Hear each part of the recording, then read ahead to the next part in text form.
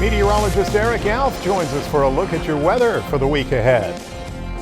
You'd be hard-pressed to see any sun today. It's basically cloudy skies. That's the name of the game today, and that's shown on our Ocean Downs Casino Sky Cam looking live at Ocean Pines. Even some evidence that there may be a few sprinkles, but a lot of this probably not reaching the ground. There's a little bit of mid-level dry air, but at the same time, yes, you may run to an instance where you need to flick the windshield wiper just briefly later on today. Other than that, though, it's pretty much just the clouds that's going to be the story for today, all streaming out and ahead of what is Tropical Storm Imelda. We'll talk about those tropical features coming up in just a bit, but I do want to get to that near-term forecast first. But today, yeah, pretty much just the clouds. And again, there may be patches of drizzle even into tonight, and maybe a little bit of fog developing later in the overnight. Now, going into Tuesday, we will still keep with the clouds, though I think the chance for drizzle will be lower because the lower levels are going to continue to dry out, but not a lot of sunshine. Evidence that we will see the cloud cover start to break up later in the day, especially for northern areas. And then by the time we get to Wednesday, we're talking about a lot more sunshine. Sunshine mixed with some afternoon clouds streaming in off the Atlantic Ocean as northeasterly winds take over. So Umberto is a Category 4 hurricane still. And then, of course, we have Tropical Storm Imelda. Both these that we've been discussing for the past couple of days are going to be passing harmlessly out to sea, so no direct impacts, maybe except for Bermuda. They'll have to keep an eye on Imelda in the coming days.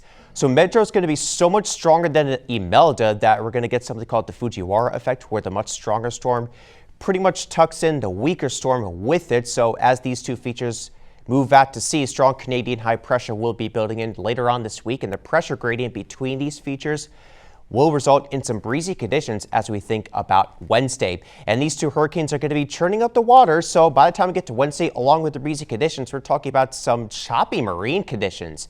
Perhaps wave heights along the beach towns over 7 feet, maybe occasionally up to 10 feet at times over the course of Wednesday. It will be noticeably breezier tomorrow. Wind gusts between 15 and 25 miles per hour, a bit higher along the beach towns. But then Tuesday night into Wednesday along the coastline, we could be talking about gusts over 30 miles per hour coming in out of the north and east and elsewhere.